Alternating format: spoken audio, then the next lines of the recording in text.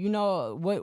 During that, like, well, obviously the Tupac stuff The was Tupac thing, before yeah. like anything else. You know, it was the first catalyst of hate that could be, you know, garnered to me. It was like, and obviously that was the stupidest thing. I was young when I said that. You know, I wish I could go back and redo that, but it's in the past. But as far as like all these YouTubers and stuff, when I first started seeing these wave of like videos, like, you know, documenting the downfall of what they believe is my downfall, it really fucked with me. It really messed with me on a scale that I hadn't felt before. Like, yeah, I'd gotten death threats from the Tupac thing. Trust me, I dealt with a lot of stuff from that. Death threats, all types of stuff. But it's still kind of like a joke because at the end of the day, Yeah. it's like, how mad could you really be about me just saying that I didn't like a rapper? Yeah, Like, you know? yeah. But this felt like way obviously more personal, you know, like it was attacking like my character. I felt like I was obviously providing just false narratives, false just everything. But and it ultimately got to me so bad to where I called it 5150 on myself. And So explain how that works. it's like 5150, you call like the paramedics, the cops, whatever, and you say, you know, like, I'm feeling like I'm gonna hurt myself or something, and then they'll come and get you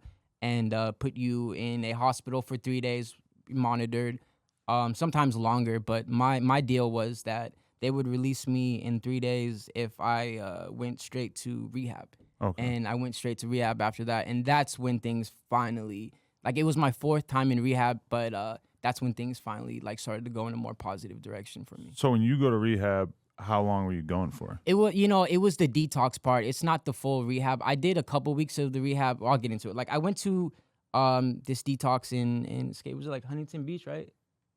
Newport Beach. And shout out to Scott Storch and Steve LaBelle, because they really helped me get sober. Like, without them, Really? I don't know if I'd be sober. And just out of the goodness of their heart, because you Yeah. weren't doing business with them. Yeah, or anything, no, right? no business, nothing like that. Is I had a mutual friend that well, obviously I know Scott a little bit, but my mutual friend knew Steve LaBelle, and they own this rehab called the Heavenly Center, abbreviated, which is THC for weed and Right. stuff. It's like that they're trying that whole Cali sober wave where you can like, you could smoke weed in my detox, which I thought was crazy. You know? have to be in there for a little while before you get like Yeah. weed privileges. Yeah, like detox, you could only hit like the cartridges, you know, and it's after a 5-day blackout period was what they call it.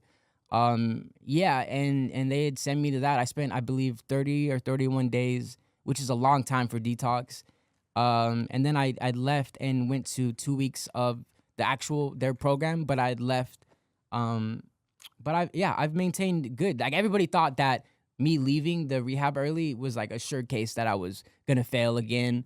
And I kept telling them, and I understand where they're coming from. I'd believe that too, but I just felt like I could do it, you know. And it's, you know, I'm here, I'm sober. Was it weird being Lil Xan in detox or in rehab? Because Yeah. whenever you hear about rappers or celebrities going to that kind of thing, you just wonder, like, what is this like when everybody in there knows who you are, and meanwhile you don't know any of them. They're just Yeah. random people to you, but they Yeah. probably are all looking at you and kind of watching your every move and shit, right? Yeah, because the one I went to, it was 2 people to a room. It was a nice one. It was a really nice one. But everybody, it was weird because everybody did know who I was, obviously.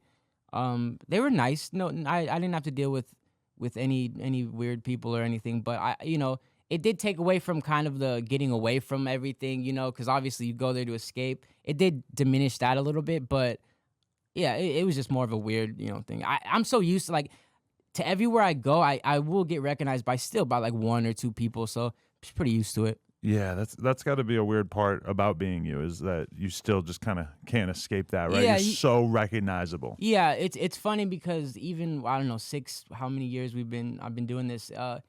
It's died down a little bit, but you would think like, oh, I can go out and it could be no, I still go out and I still get like recognized like quite a bit. I obviously know why. I'm very recognizable.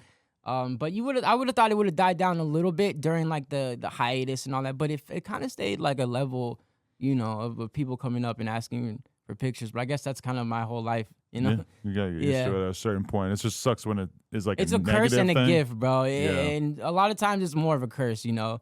Like, for instance, I was at the post office. I live in Lake Forest in the OC now. And, you know, if anybody knows Irvine, they know that that's a safe neighborhood. That's a very safe place in OC. I was at the post office trying to get my a new passport, and some random like this didn't make it on the internet or nothing. I thought it was because he was videotaping.